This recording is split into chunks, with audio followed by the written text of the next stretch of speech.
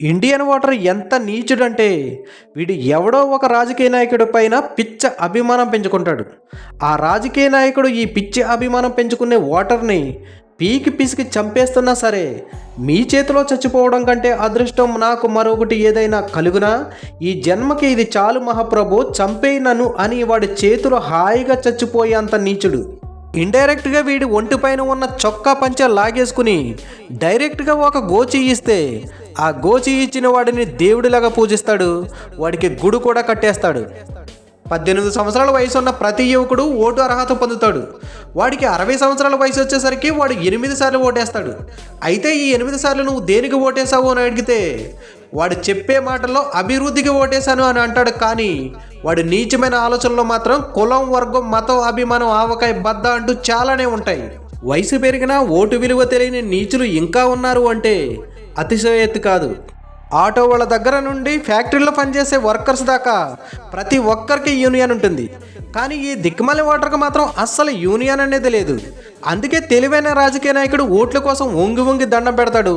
గెలిచిన తర్వాత ఆ ఓటు వేసిన వాడిని ఈ రాజకీయ నాయకుడు ఇంటి చుట్టూ కుక్కలాగా తిప్పించుకుంటాడు. నిజానికి రాజకీయం అంటే ఒక సముద్రం లాంటిది. చిన్న చేపను పెద్ద చేప, ఆ పెద్ద చేపని ఇంకొంచెం పెద్ద చేప, ఆ పెద్ద చేపను కూడా మింగేసే తిమింగలాలు ఈ రాజకీయాల్లో ఉన్నాయి.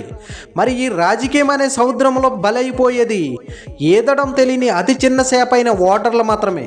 నువ్వు ఒక రాజకీయ నాయకుడి గురించి గొప్పగా మాట్లాడుతున్నావు అంటే ఆ రాజకీయ నాయకుడు గుమ్మం బయట నువ్వు నిలబడితే నీ పేరు పెట్టి పిలిచి నీకేం కావాలి రా తమ్ముడు అన్నంత గుర్తింపు నీకుంటే నువ్వు ఏ రాజకీయ నాయకుడు వెంటైనా తిరుగు పర్వాలేదు. కానీ ఆ రాజకీయ నాయకుడి గురించి 1000 మంది బైక్ ర్యాలీ చేస్తున్నప్పుడు నువ్వు ఒక డొక్కు బండి వేసుకుని ఎక్కడో 1000 వాడిలాగా ఉంటే నువ్వు ఆ రాజకీయ నాయకుడి వెంట అస్సలు తిరక్కు. రాజకీయాల్లో 3 రకాలైన మనుషులు ఉంటారు. ఒకటి తెలివితో పాటు డబ్బు ఉన్నవాడు రాజకీయ నాయకుడిగా చలామణి అవుతాడు. తెలివి ఉండి డబ్బు లేనోడు వాడికి కార్యకర్తగా మారిపోతాడు. ఈ రెండూ లేనోడు ఒక క్వార్టర్ మందు కోసం జెండా పట్టుకు తిరిగే జెండా కూలి అవుతాడు. సామాన్యమైన ఓటర్కి తెలివైన నాయకుడికి మధ్య జరుగుతున్న దొంగ ప్రేమాభిమానాలతో కూడుకున్న సంగ్రామం ఎలా ఉంటుందో ఒక చిన్న కథ చెప్తాను వినుమిత్రమా. ఒక వ్యక్తి 1000 కోళ్లను తెచ్చి కోళ్లపాం పెట్టాడంట. చుట్టూ కంచి వేసి ఉదయం సాయంత్రం వాటికి ఆహారం, నీళ్లు ఇస్తున్నాడు.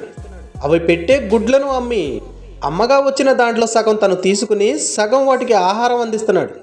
అయితే ఆ కోళ్ళు అనుకుంటున్నాయంట, మన యజమాని ఎటువంటి స్వార్థం లేకుండా మనకి ఇన్ని సౌకర్యాలు కల్పించి కష్టపడకుండా మనల్ని పెంచుతున్నాడు అంటే నిజంగా మన యజమాని దేవుడితో సమానం కదా అనుకుంటున్నాయంట.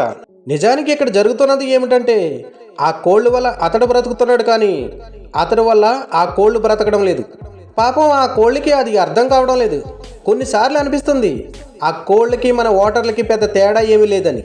కోట్ల రూపాయలు పెట్టుబడి పెట్టి నేను ప్రజాసేవ చేస్తున్నాను అంటే పిచ్చిగా నమ్మేసి ఎర్రి అభిమానం పెంచుకున్న ఓటర్లకి నేను ఒకటే చెప్తున్నాను, ప్రజాస్వామ్య పాలన అనే పేరుతో పెద్దోళ్ళ మధ్య జరిగే పోరులో పిల్ల ఓటర్వి నువ్వు బలైపోతావు, జాగ్రత్త.